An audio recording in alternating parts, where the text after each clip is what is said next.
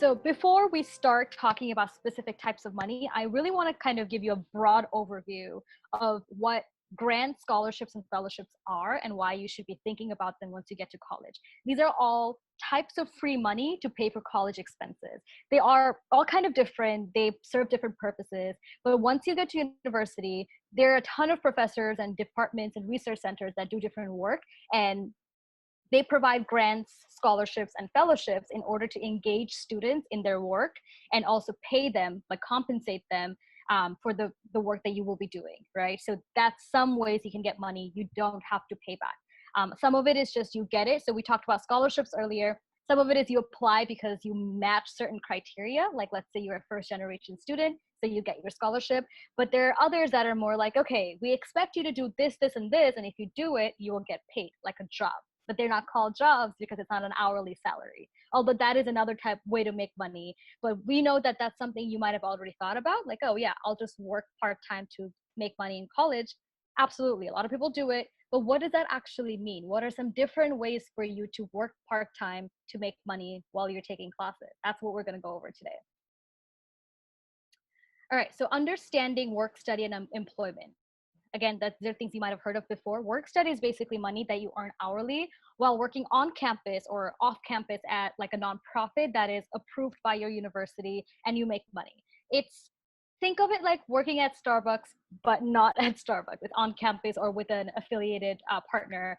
So an example would be you work in the library, right, on campus. You work a couple of hours a week and you make money that way, and you can use that money to pay for any expenses that you have. Work study covers a wide range of jobs. So it can cover, like I said, library jobs. It can cover working at the dining hall to provide food to students. It can mean that you work in an office and process paperwork, like administrative jobs. You can be a research assistant, or you could be a residential assistant, which Gamal will talk about right now. So a little bit of background on the residential assistant role. So this is a role that's very specific to institutions, and it's essentially someone who supervises a dorm hall. So traditionally apply for this somewhere around your sophomore or junior year, and it usually requires you to have lived on campus for a year. But it's a great role, and it's a very unique role because you get a large sum of money, or you get a large tuition reduction. For me in particular, I received a tuition reduction / stipend, which is equivalent to being awarded $10,600. So that's a huge sum of money for doing essentially not that much work, and there's a whole bunch of perks involved. The job descriptions essentially involves like mentorship of undergraduate students, as well as just making sure that folks aren't too rowdy in the hallways or whatnot. And it's pretty straightforward, and oftentimes we work in shifts. In reality, I would say I probably only worked a couple hours a week, and even that, a lot of my work was pretty fun. It was going on like lunches. It was like taking students to different events. It was like watching performances, which I would already do on my own. And I was even like given a credit card while I worked, where I had like I want to say $2,000 to spend on whatever I wanted for the needs of my residents, which is just a great thing to have in general. And I was able to like take them around the city of Philadelphia to see different things. So it's a pretty cool position, and it's something I'd recommend applying for, where yes, it's employment, but it's not an employment which is too heavy and often involves a lot of perks. And just to talk about the last point, being an RA does help cover housing and often meal plans, so that's also great benefits. But there's so many other benefits to it, like being able to go to Broadway shows, because that's something that maybe your residential buildings hosting and whatnot. So that's just to help understand the specific role of being an RA. But again, always look into your specific university, see what they offer. But it's a great way to get a huge tuition reduction and also be able to have like a wonderful experience in your undergrad. Any universities that have dorm halls will have RAs because they need people to help supervise these halls. So a community college, for example, wouldn't have this because they don't have dorms. But like your Cal States, your UCs, private universities, they all have dorm rooms or halls, and therefore they have RAs. So there's quite a few of those positions available. So if that's something you're interested in, you can look into that. I want to briefly mention that I was not an RA. I was a research assistant though, and I got paid 5 hours a week so like it was an hourly wage. I got paid 5 hours a week to work at a research center. I had other part-time gigs too, so that wasn't the only thing that I was doing, but that was one thing I did that allowed me to make some additional money to pay for, like, food and transportation and things like that. And that wasn't technically work study. It could have been. I know friends who did that position through work study. It just means you fill out that extra application. They just paid me like it was a regular job, like as if you were working at, like, I don't know, like an office or Starbucks or Target. It's just a job like that. And the money goes to you, which is really nice because you can use it wherever you need it. All right, so understanding scholarships and grants. I know we've already talked about this, but just as a recap, in case you didn't come to the last workshop, scholarships and grants are money that doesn't have to be repaid. It can be obtained from your, it can be obtained from your college or from an external organization. The money can be sent directly to the college to pay for your tuition, or it can be sent to you to use how you want. It ranges from a few $100s to a few thousand, or a full ride, and requires meeting specific qualifications. Like the scholarship might say you have to be a first generation student, or you have to be Asian American student. It can say you have to be low income, so your family has to be below a certain income. So it goes by specific qualifications. There is billions of dollars and thousands of scholarships and grants available. Absolutely, there's so much money out there. And once you get to a university, so once I got to Berkeley, there were a lot more grants and scholarships that were open for specifically Berkeley students. So it was not open to everyone in the country or California. It was like, no, you are a current Berkeley undergrad, and therefore you can apply for these grants. So I ended up applying for quite a few that covered my entire, like all of my additional expenses, like rent, food, public transportation. So I didn't have to take out any loans, which was super nice. So yeah, scholarships and grants are there. Depending on where you go, varying levels will be available. But even when I was at Valley College, which is a community college, which I didn't expect to have that much money, because in my head I was like, it's a community college, what can they provide me? A lot. They told me my first year, my professor told me Valley College gives out thousands of dollars of scholarships that go unpaid because people don't apply. They have more money than they were giving out because not enough students were applying. So I was like, you know what? I'm going to apply. So I applied to like 13 or 12, and I ended up getting around 4 or 5. And that helped. That was around $5,000 worth of scholarships. And I had an easier time getting it because, again, my competition pool was much smaller, right? So that's something to think about. Apply locally so you're competing with less people. Here are some examples of scholarships and grants that are specific. Like, we want to talk about the fact that I want to go through these requirements to show you how specific they are. The PenCap International Initiative. These are obviously for students who go to University of Pennsylvania. It provides funding to students who have identified research or service projects abroad. So it gives you money to go abroad and conduct a project. There is the Roseanne Rosher ASAM Prize, which provides a prize for the best submitted academic paper within any field of Asian American studies. You write an essay, essentially, well, it's a longer essay. It's not like a 5-paragraph essay. You write a paper, and if it's a good paper and they like it, you get a prize in the form of money. And then the third one, Jonathan Leck Scholarship Fund for Gay Men. It's for, gay men who live in the Philadelphia region who are going to be who are currently going to a school to get their degree, right? Very specific. It identifies sexual orientation, so it's for LGBTQ folks, and it's in a very specific geographic region. So you have scholarships like this all the time, where it'll be like, these scholarships are only for people in Los Angeles who go to these specific high schools, right? So since we're talking about college, you'll see a lot of this where it will say, this is only for UC Berkeley students or UCLA students, and we will only give it to you if you're in a certain department, or if you follow one of these criteria. Kamal, do you want to say anything about these? Yes.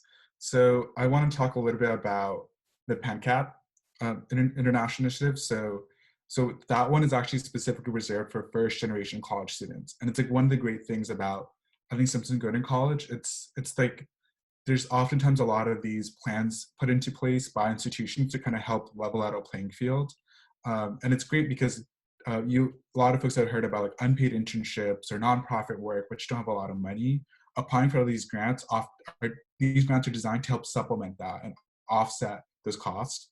And for the second one, for like the Dr. Roseanne Roche Asian American Studies Prize, you you actually don't write a separate paper. It's like if you're taking an Asian American Studies class, you can just submit a paper you got an A on, and you'll automatically be considered for the award, which is a great thing where like if you've taken a class, you really liked it, and you think you did really well on the paper, and the professor really likes it too, you can just be awarded money for that, which is also like an amazing way. Just instead of having to fill out a completely different essay, you're just reusing work you've done already, which is quite wonderful.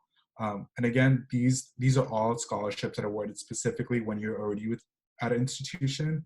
And it just goes to show that you can still be getting new money and still get funds for various things while you're in college.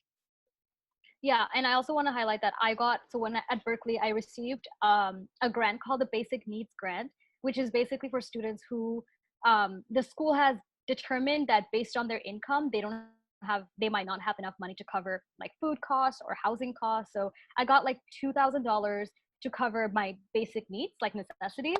And that was great because honestly, like it helped me pay for groceries. So that was a very specific grant for low income students who the school has identified needs help with food and housing, right? Like that's not most people who go to Berkeley. That's actually not, that's a very small percentage of people who go to a school like that. But yeah, so they have these opportunities available for students who have these specific needs. So keep an eye out. We'll talk more about how you can find these opportunities in workshops too, but they really are out there and there's a lot of them. Okay, that was a lot about scholarships and grants. But now we're going to talk about fellowships, which are a whole different ballgame, which is one of my favorite topics because they're so complicated, but it's such a good investment if you do decide to apply. All right, Kamal, do you want to take it away? Yes, so I'm going to be explaining fellowships. So to start off, as y'all have seen from the Kahoot questions, fellowships don't guarantee funding nor mentorship because oftentimes they're mixtures or they're only one thing or the other.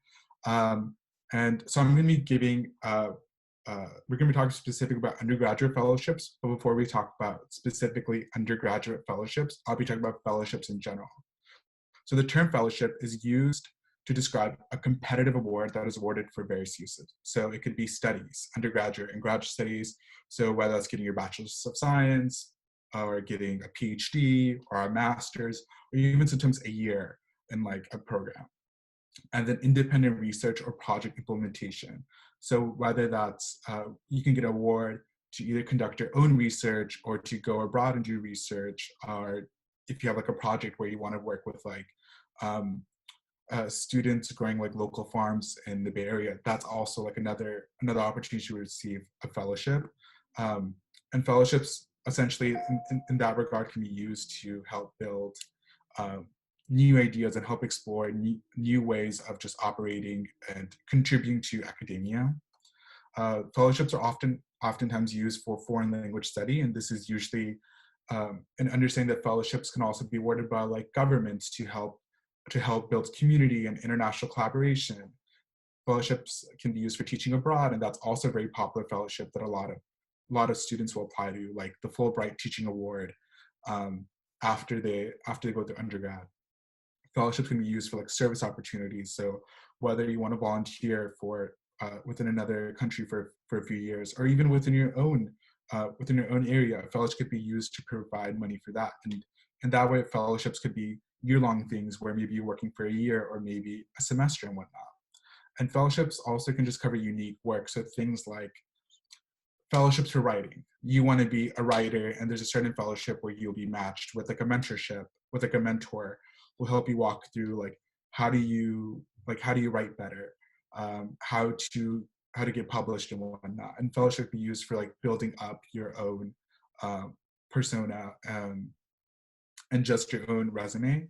And fellowships are really broad. So the purpose of this slide is to say that fellowships cover a whole wide range of things, but there's something you should consider because they do offer a lot of free money. A lot of them offer a lot of resources that you can tap into, but they're essentially just a competitive award. They're providing you access to something that otherwise would probably cost thousands of dollars. And I think usually when someone creates like a fellowship, it's the access to resources is usually like very great. And that's why they're worth applying to, where even if you're not getting money for a fellowship, you're oftentimes getting access to something that otherwise would have cost you thousands of dollars. Mentorship is expensive. Some people will pay for boot camps. Sometimes fellowships are very similar to boot camps. So that's why you should be looking into these things. Definitely. Another thing the fellowship can be, there are fellowships that basically after you graduate, so this is for like seniors in college, it will say that this is a fellowship where we will place you in an organization where you want to work, and we will pay you to work there. And usually it's with nonprofits because nonprofits can't afford to hire people. So I know a couple of UCs do this thing where they will place you in a nonprofit, right, where you do whatever they do. They serve the community, right, in whatever capacity. And because those nonprofits don't have the funding or the capacity to pay you a salary, the university will pay you a salary, right? So that's also a fellowship. So it serves so many purposes. We couldn't give you a one sentence summary of what fellowships are. I don't know what they are other than a whole mix of like different opportunities.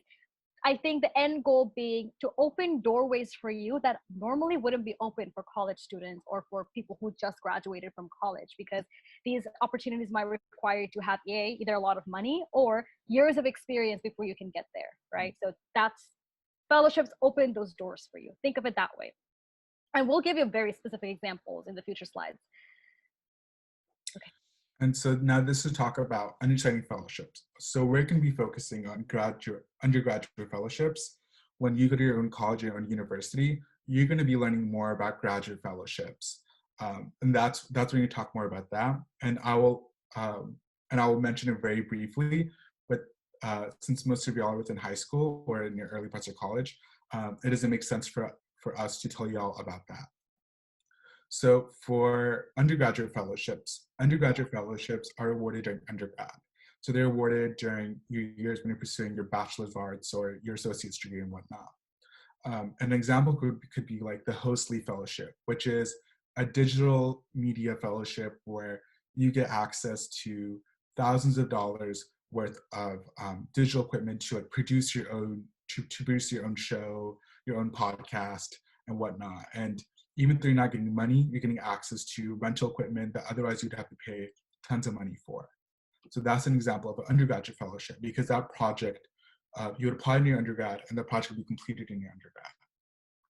And then there's fellowships that are graduate fellowships. So these are fellowships that you may apply for in your senior year of college, or you may apply for like maybe a year or two out of college. And then these are usually fellowships that are longer. So like the Fulbright Fellowship is a year-long fellowship where either you can study abroad in a different country, or you can do research abroad in another country, or you can teach English abroad. And this is just one type of fellowship that does three different things. And so those are postgraduate fellowships, and we won't be talking about those, but I just want to say that. And then there are fellowships that are kind of like in the middle. So these are like the fellowships like the Truman Scholarship. It's called a scholarship, but it's also technically a fellowship. And when you go on the website, you'll see that they're called like Truman Scholars / Truman Fellows. So these are fellowships that you apply for maybe in the middle of your undergrad, and they impact your life during undergrad and post-undergrad.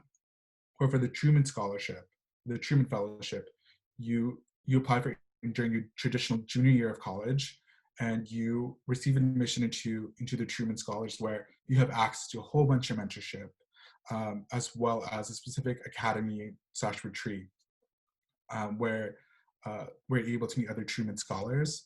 But then afterwards, when you apply for graduate school, the Truman Scholarship, the Truman Fellowship will also provide you $30,000 worth of graduate funding. So that way, it's kind of a bit of both.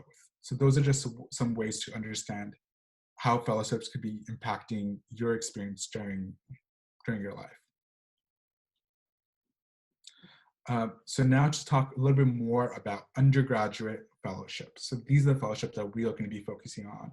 So undergraduate fellowships, they may provide you access to specific funds and or mentorship. So just like I said before, where with the Hostly Fellowship, you can receive specific mentorship, but you can also receive a fellowship where you just study a language during undergrad, where you study like Hindi, and you can get paid money just to take Hindi classes and pay for expenses for that.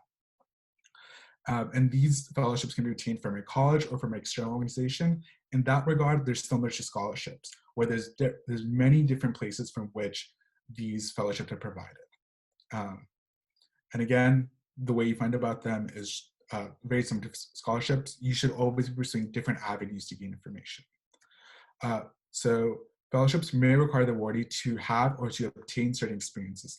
This is something that's very unique to fellowships, and this is how they differ from scholarships. Fellowships usually are under this idea where they're provided by an organization that really values, let's say, foreign language study. And then they really want you to either show that you're interested in foreign language study or you really want that. Or they really value media, and they want you to produce media or have produced media, or a bit of both. So that's kind of what fellowships are kind of aiming for. And the scholarships, they may have you more like check the boxes. And fellowship, they want sometimes a little bit more than that. And fellowships also range from value, very similar from scholarships, a few hundred to tens of thousands, or to a full ride. And then fellowships range from short-term to long-term. So they can be a semester-long program, or they could be several years long. Usually you're a lifetime member of a lot of fellowships, a lot of the more prestigious ones. And they're usually more specific than scholarships or grants, just how we've shown. And they're a very unique experience. When you get a fellowship, you're a fellow. And that's a very unique classification that you can put on your resume. And so these are examples of undergraduate fellowships. So the first one it's called the Foreign Language Area Studies Program. And it's awarded to students who are interested in the development of knowledge, resources, or trained personnel for a modern foreign language or area studies or international studies. So this is a fellowship where you get awarded, I believe it's nearly $20,000 to study a foreign language or a foreign culture during undergrad. So it can help cover your tuition, as well as any other college expenses. It can also be used for a bit of travel as well. And so that's just purely money. So there's no mentoring within the fellowship. You just get a whole sum of money just to take classes. But you do need to prove at the end of the fellowship, you submit proof that yes, you took classes, or yes, you did something with this money to pursue foreign language or area studies. The second one is the Hostly Digital Literacy Fellows Program. Fellows receive hands-on training and support as they develop a digital project of their own. So this is what I talked about before. And here you receive no money, but you receive mentorship, which is worth a lot of money. And you get access to digital services, which usually cost hundreds of dollars. So that's a fellowship where you receive a lot of mentorship, but no funding. And then there's the Harry S. Truman Scholarship Foundation, and it's awarded to juniors in undergrad, and it provides a scholarship for graduate school along with mentorship. So this one's a bit of both. So it has both mentorship component and it has a bit of money attached. So you can see fellowships cover a whole wide range of things, and they're very, very different. And just for common requirements, so y'all are going to realize that these common requirements are very similar to scholarships. So there's usually an application, just like there is for scholarships. An essay or multiple essay depends on the fellowship, letters of recommendations, because oftentimes these fellowships, sometimes applying to a fellowship, especially the ones that are post-grad, it feels like you're applying to graduate school over again. I actually applied to a fellowship during my senior year of college, and I submitted the same documents I submitted for my fellowship as well as for my graduate school. So I applied for both, submitting essentially the same letters of rec, the same essays, the same extracurricular activities, the same resumes. And now you're in college, using your resume is going to become more of a norm, and it's something that you should really be thinking about working on, and it's something that a lot of fellowships oftentimes require, because it's a great summary of all of your achievements. And other possible requirements, immigration status. Sadly, a lot of the fellowships do require proof of US citizenship, and especially for the ones that are provided by the US government. In fact, it's probably all of them. A minimum GPA requirement, SAT or ACT scores, FAFSA, such proof of financial need, and there's several other requirements depending on the fellowship. If it's later on in your college years, though, you probably won't have to show your SAT scores. That's usually like the beginning. Like if you were to apply to something during your freshman year or before then, that's when they want to look at your SAT scores. But once you get to college, like second, third, fourth year, nobody cares about your SAT scores. But GPA requirement does pop up quite often. So definitely try your best to keep up like as high of a GPA as possible. but at least, passing all your classes. That's like a 3.0. Yeah, actually, I would take back the SAT and ACT scores. I have rarely seen that in a fellowship application. If it is present, it's usually 100% optional.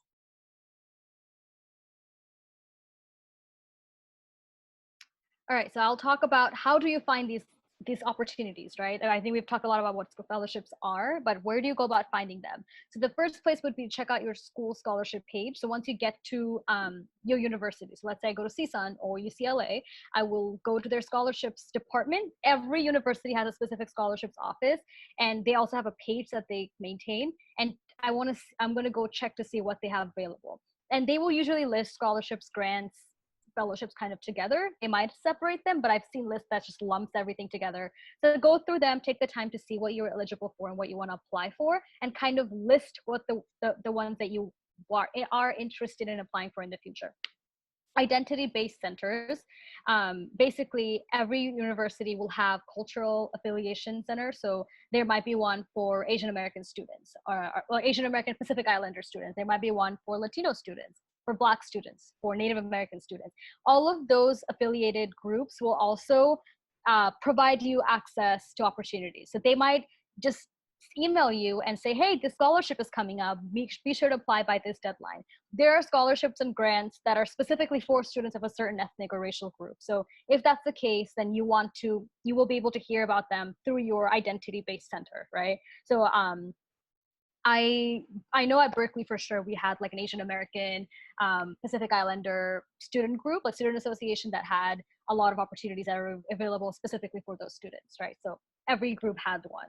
Department grants, so check out if your major or minor offers awards to undergrads. Many departments will offer awards for the best paper or subject. I know, so I was a sociology major. Through the sociology department, we would receive emails every 2 weeks, I want to say, where the counselors for the departments would send us a list of different things that are coming up. And so they would say, here's a prize that's for students who write the best paper in some topic, right? Like in sociology or public policy, political science. So they will give you those deadlines. I have found out about the fellowships that I did through these newsletters. So everything I've ever applied for, honestly, I found out about them because I just went on Google, either looked up the scholarships website, or I found an email where they told me a deadline is coming up. Like no one really told me about any of these things in person. I was able to find them online.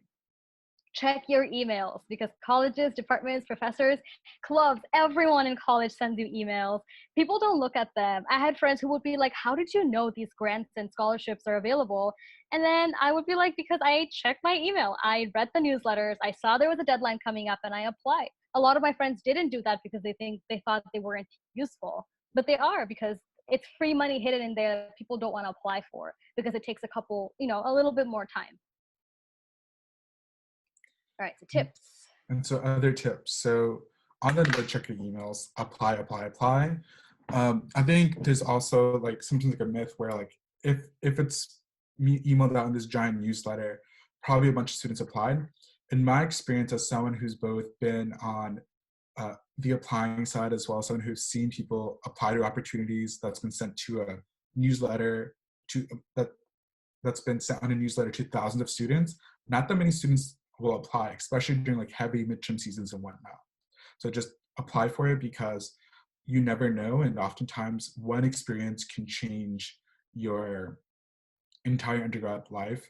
For me, I found out about like an internship experience when I was taking a language class, and a professor informed me that if I wanted to spend the summer in India working on a project, I could do so and it'd be fully funded. I didn't quite know I wanted to do anything internationally. I applied for the program. I just sort of randomly, I got it, checked it out more. I kind of really liked it.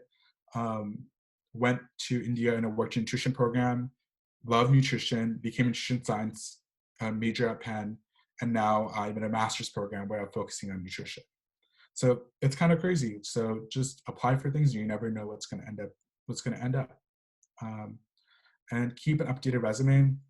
Just make sure your resume is updated. It's going to help you through all of college. And trust me, like if you do this on a bi-weekly or monthly basis, or whenever new opportunities, whenever your status changes in terms of employment and whatnot, this will really come in handy, and it's pretty easy to do. Sign up for newsletters. Don't be afraid to receive dozens of emails. In college, you're going to receive so many emails. I think I've received over 25,000 to 30,000 emails during my undergrad, which is insane. But those emails also help me get a lot of the opportunities that I have. Sign up for newsletters. You never know what they're going to send you. Sometimes one of the opportunities can change your life. And build on your high school essays. If you put in a lot of work for a lot of the essays you wrote in high school, especially when you're applying for college, don't be afraid to look back and use them as a little bit of insight when you're writing for essays or applications during your time in college.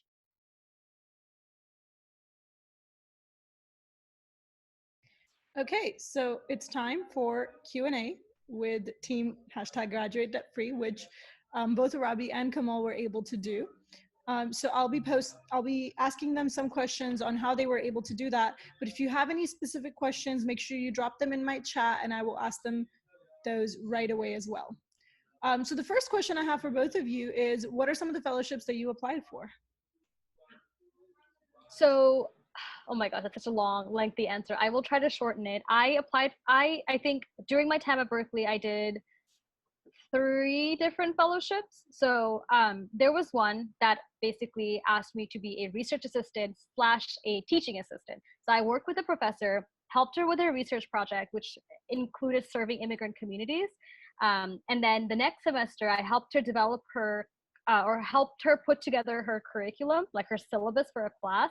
And I was one of the research assistants for her class. So it was a little bit of research and then implementing the research and helping other students. So that was one of my fellowships. Through that, I received, kind of going back to the things that Kamal talked about, I received mentorship, right? I received money, so it was a little bit of both, but I also received really good work experience. So I still have that on my resume. And so whenever I go to job interviews, I get asked about it all the time. Like, what did you do as a research and teaching fellow for this program? And I talk about it. And I think it sounds good.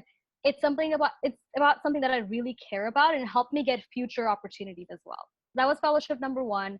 The second one paid for my summer internship at the Los Angeles mayor's office. So basically, most nonprofit and elected officials' office jobs, like I guess they're called like legal or political jobs, internships and jobs, they're unpaid. So you don't get paid unless you're full-time staff. But I really wanted to work in the mayor's office to kind of get a good understanding of what local politics is like. Berkeley gave me a small stipend for that summer to cover my expenses. It was kind of like Berkeley was paying me to go work somewhere else for one summer. That was pretty cool. The third one I did was actually this project, the First Gen Empowerment Project. So after I graduated, I received a $25,000 grant. They call it a prize from Berkeley to run my own project.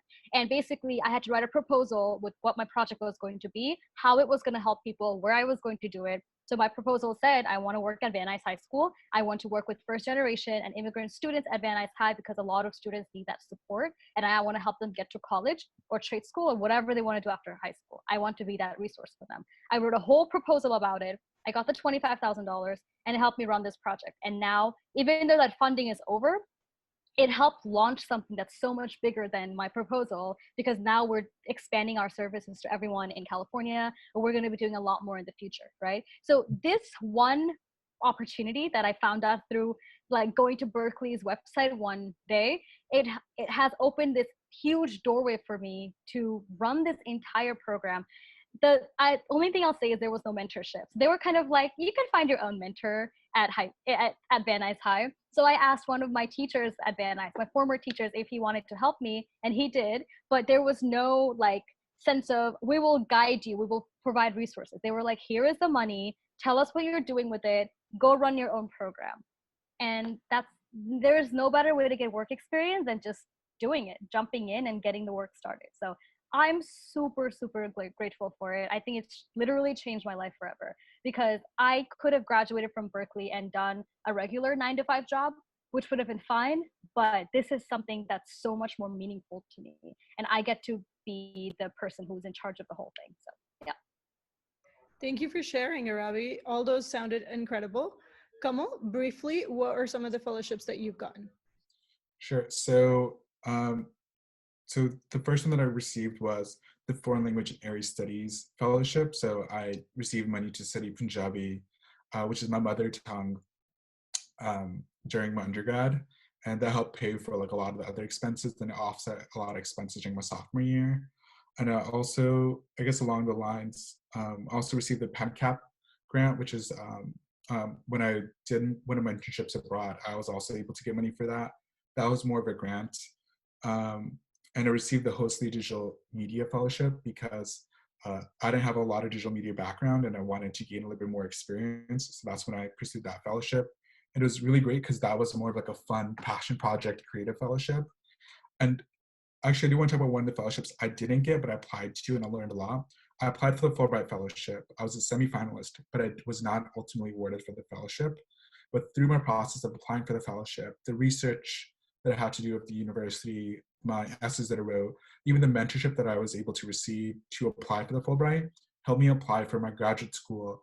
And ultimately my application was strong enough that I was able to receive large scholarships from my graduate school to attend my career master's program. So the fellowship, I wasn't ultimately awarded it, but then at the same time, it helped prepare me for graduate school. And now I'm kind of set, which I'm like really glad for. And that's kind of goes to show that you're not going to get every opportunity you apply for, but they will help you get to the right path.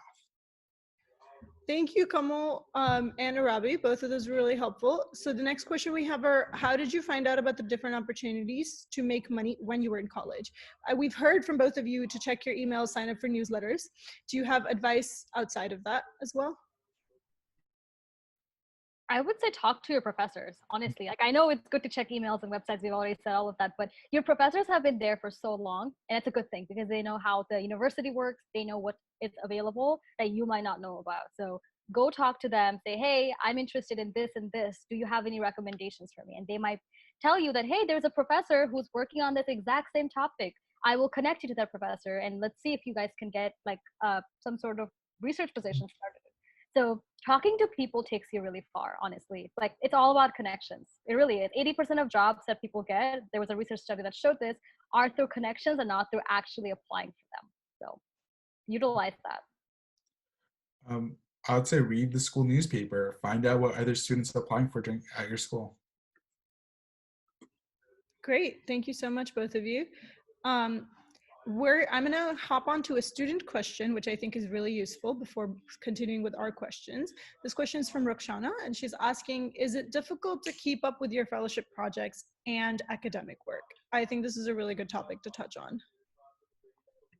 That's a really good question. Yes, I don't want to like say it's impossible, obviously not, but depending on what you're doing, it can be a heavy time load. So let me see. My senior year of Berkeley, I was doing the fellowship I mentioned, the one where I was doing research and teaching. So that I was doing that. I was also a research assistant at another research center, completely separate project with another professor, like completely different thing. Between the two of them, it was basically like working two part-time jobs. So I was putting in like 15 hours on top of my full load of classes. So it can be tough, especially during finals time, because then you're working on your research projects, plus you have finals to study for. Professors will understand and give you some breaks so you're not working during finals time. I think it can be a lot. You have to be good at time management. Trust yourself enough to say, I got this. I care enough about my classes and these projects, and I'm going to be able to balance both of them. It can be a lot, but there's definitely ways to manage it. I would say don't overcommit. There is no point in you doing 3 different things if you're going to do them half-ass, right? Like, just don't do it. Like, that's not a good reflection. Don't make anyone think badly of you because you're doing kind of 50, you're giving a 50%. Do 100% for one thing and do a really, really good job. If you really are like kind of, you can't balance too many things at one time. Going off that, if you're passionate about something, you're going to make the time for it. Awesome. Thank you so much for that advice. Our next question is, how does the process of finding and receiving money differ once you get to college? So I would say it becomes a little bit easier. No, like a lot easier, because when you're in high school, it's like you don't know where to look, right? It's not like your high school, depending on where you go. But at least when I was at Van Nuys, it wasn't exactly like Van Nuys was sending me like a weekly newsletter where they were like, hey, here's all of these opportunities coming up. I know students have Schoology now. Back then, we didn't have any online platform. So we couldn't hop on Schoology and see what flyers were available and stuff like that, right? So I was in the dark for a lot of that time. I know even now with Schoology, it's still tough to find opportunities and also know how to start applying. Once you get to college, you have people to help you apply. So the scholarships office is staffed with people who are trained to help you apply for scholarships. At the very least, they will give you advice. They will connect you to someone who has already received that scholarship in the past. So there is more mentorship and guidance with that process. And because universities are more well-funded and have the capacity, they will actually tell you what's coming up and what you should be applying for. So I think for me, that was the biggest difference. I actually knew what to apply for once I got to college. Absolutely. I would say college, it's so much easier. So when I applied for the Fulbright, I was matched with a faculty member. I had people reviewing my Fulbright essays, and there was also like another advisor they could make appointments to. That's something I never had access to in high school, and I'm going to be forever grateful to that, because even though I was for all for the Fulbright, that prepared me for other things as well. And I would say they're just in college, like you begin to like narrow down on things that you want to focus your time on, and then things begin to like kind of come to you because you kind of, it's kind of on your radar. Like you study something in college, and then therefore you're on the newsletter of the major, and then you're gonna get that in your email. So just pay attention, keep an open mind, and just make sure whatever you spend your time on, you're really passionate about, and don't let failures hold you back. Because I know we talk a lot about scholarships, or like apply, but you're gonna get rejected. But don't let that stop you. That is really useful advice, Kamal, and it transitions right into our next question. What advice do you have for our students? What other advice that we haven't touched on would you like to tell us? So before I start my advice, I want to also kind of reaffirm what Kamal said. So when I applied for the $25,000 prize to run this project, the advisor who's in charge of that scholarship, she read my essays. She helped me brainstorm ideas for my project. She was like, oh, you could do this and this. I went to professors and I asked my professors for advice on my project. So they gave me more ideas. I had so much support with putting my proposal together that I don't think I would have been able to get it without all of that help, right? Like I had professors and advisors read it. I had them give me feedback. I had my friends read it. Like it was a whole thing. The advisor also helped me prepare for the interview, which was a huge help. She literally told me what they were going to ask. She was like, okay, yeah, here's what the committee is going to ask you. There's 6 people. This person likes this person likes that. I was like, cool, thank you. So yeah, like if I didn't have the person to tell me, I would have gone into that room, would have seen 6 men and been like, where am I? Who are these people? I'm so scared. But I wasn't, because I knew exactly who was going to be there, and I was ready with the questions they asked me. So it's important to utilize those resources. So my next advice would be create I'm going to call it a bucket list. It means that whenever you find something to apply for, once you get to college, even now, write it down somewhere, make a list and be like, okay, this scholarship I can only apply for once I'm in my 3rd year of college. That's 3 years away if you're a freshman. Write it down in your list, so in 3 years you can remember to look back and be like, okay, I have to apply for this. If something is coming up next semester, make a plan. Be like, okay, next semester I'm going to focus my time on this research position and then this assistant position. Make a list. It helps you stay organized. And my third advice is for students, if anyone is undocumented or just you're not a US citizen or you're not a green card holder, everything that I applied for didn't have any immigration status requirements. I was able to get paid because these are all stipends and scholarships, right, which are able to be given to students. So my advice would be there's things available for you even if you don't have legal status. Talk to the right people. At your university will definitely have an undocumented student program, or the international student program, depending on what your status is. Go talk to them and ask them what is available for you, and they will be able to point you in the right direction. There is something there for you, I promise, especially if you're from California, because California has done a really good job of making these things accessible. Yeah, I'll just reiterate that. just have a plan, have a schedule, whatever works for you. Just make sure you know what you're going to be doing next year and the year after. Awesome, thank you so much. We have another really good question from our student Rakshana. Can you clarify the difference between internships and fellowships? I would say fellowships are academic in nature, which means that it's affiliated with something that's school related. Not always, but often. Like what Kamal said, right? The foreign language program. That's an academic program. You're learning a language. My research and teaching fellowship, that's meant to help me do research and teach other people how to do research. Research by nature is very academic. Even this project that I'm doing, it's a lot of data collection, right? Like I do surveys with you all. I need to go present that survey somewhere. It's academic. Internships can be anything. Like I interned in the mayor's office. It was just learning about politics and like helping with those policies. That's not academic by nature, but it helps you get real life experience. That's not academic. I would say that's the distinction. Kamal? I agree. I mean, I'll be honest, a lot of things are very arbitrary. It's a lot of grade lines, but I think that's the best advice. I mean, that's the best difference I've heard. I think I'll agree with Kamal on the gray area. I did a fellowship which was entirely just work experience, but because it was affiliated with the university, it was called a fellowship instead of an internship. So a lot of times it could just be arbitrary. Okay, if you have any other questions, make sure you chat us, but we're gonna go ahead and moving on. All right, so we're almost done. So we're going to give you some next steps, but before we do so, please fill out our survey. We want to know, especially as you're filling this out right now, in the box where it says what advice or improvements, that question, let us know if you like having 2 workshops back to back or if it's too much, because we are more than happy to work around the schedule. We don't want to do something that people aren't going to attend, right? Like we want to make it work for you. So if you didn't like having 12 to 1 and then 2 to 3, let us know. So yeah, just take a couple of minutes to fill the survey. I've also sent the link in the chat. And then we're going to go ahead and give you some next steps on what you can be doing and some resources. Yeah.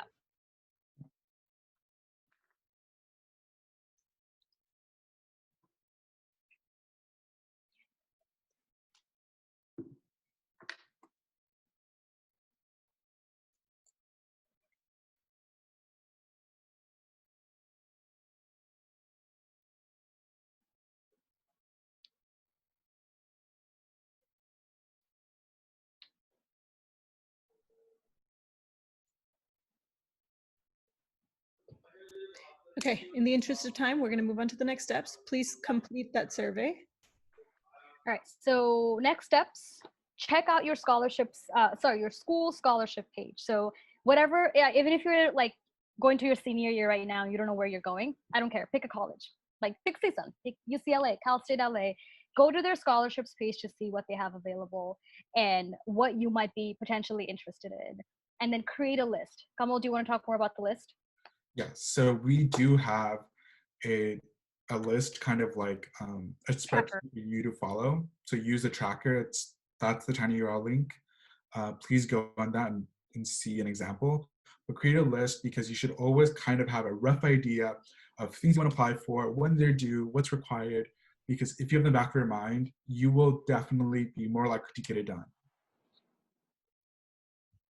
Yeah, and then update or start your resume, because every fellowship grant ever, basically, like it will either ask you for a list of things you have done or an actual resume. If you don't really know how to get that process started, we have 2 workshops coming up. July 17th, 12 to 1 p.m., describing your extracurriculars and your college applications, right? And this can also go for any scholarship applications where they ask you to list your activities. And 2 to 3 p.m., writing a resume and cover letter for an actual job. And this includes fellowships as well, because they also ask for resumes and cover letters. These 2 will help you get your list of activities and your resume in order so you can start applying for things with confidence. I know a lot of you are still in your senior year. And so for that, I would say plan ahead.